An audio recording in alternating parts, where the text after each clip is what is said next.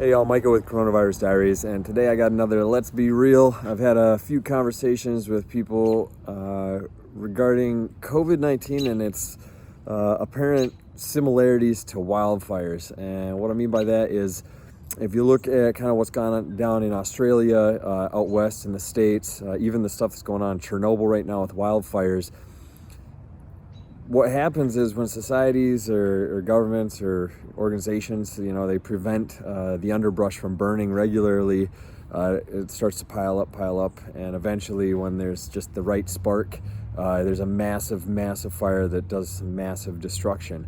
In a way, these conversations that have been have alluded to the nature of modern medicine, and just in general, kind of the society, how we are able to, our lives are have a longer life expectancy. So because of that, when something like COVID comes along, naturally we want to suppress it, because as a society, for the most part, we would like to save our our friends and our family from the potential that could be. The question that I want to pose, and it's a dark one, is this: if in fact it is a similarity, is there anybody out there that actually would see a benefit to just letting it go and letting it just rip through, burn through, so to speak, the globe? So right now, you consider global lockdowns, massive transportation restrictions, and the states right now, I think in the next day we're going to pass 30,000 deaths, and this has been, I guess, the documented cases for about the last month, maybe month and a half. So in about a month and a half, we're pushing 30,000 fatalities. The thing that I've been looking at is, if so that's in 1.5 months, and they're saying, like in states like I'm at, which is Minnesota, we're not going to hit the peak of our curve until July. There's obviously a lot has to do with like population density, as well as population. Where I'm at, Minnesota, is about 5.6 million. You look at other states and they have significantly higher density populations and higher populations in general. So at one point in time, a conservative estimate for the number of deaths, they were suggesting around 1.5%. They've said, some have tried to suggest like 0.75%. There's others that have even pushed it up closer to 5%. But really, right now, we don't really know, because you'd have to test everybody in the world to find out who's had it and have that information real time in relation to the number of fatalities. But what I did is I took a extremely conservative estimate of 1% for the US population, which would be 3.3 million people could die in a year, right? And that's if that was based on, if nothing really was done. So even with massive restrictions, lockdowns nationwide, globally, no international travel really, we're still seeing a pretty steep curve. So the question is this: is it beneficial to just let it rip through the population and, say in a year, kill conservatively 3.3 million people in the US alone?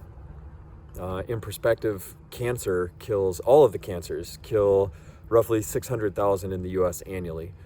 So I don't know, do the math. It's an interesting thought, and the other thought is that even if it were to rip through the population, there's suggestions that in South Korea, they're suggesting, South Korea or Taiwan, so I think it's South Korea, they're suggesting there's roughly 100 people that had caught it, had been tested negative, they'd recovered, and then shortly thereafter, having been isolated, they believe it could have reactivated. So we don't even really fully understand this thing yet. But what got me really thinking about this was the news out of Michigan today, a state in the U.S. For those of you not familiar, Michigan is not too far from where I'm at in Minnesota, and they just reported a 25% unemployment rate.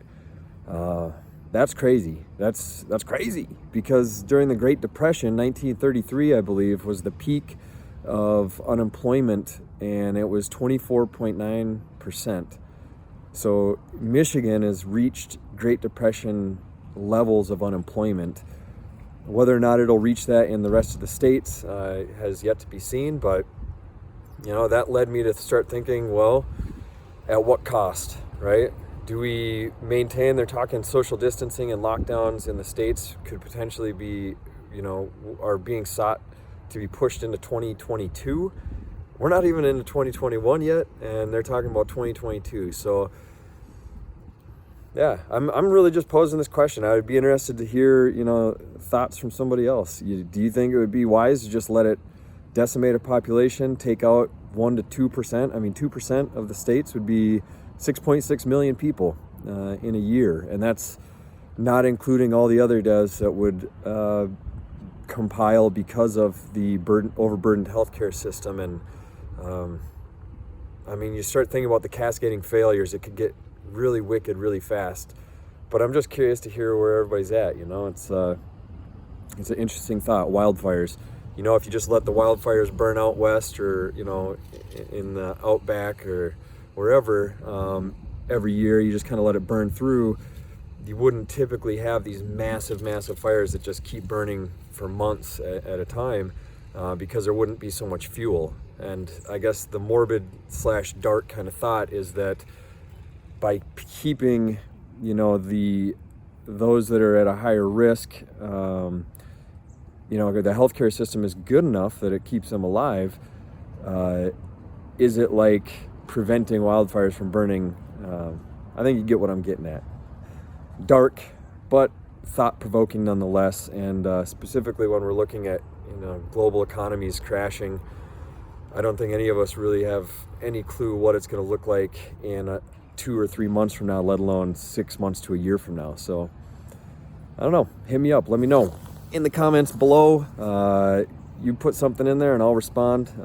You want to have a chat, let me know. But until next time, you guys stay safe out there and keep doing what you're doing. We're in for an interesting ride, that's for sure. I'm out.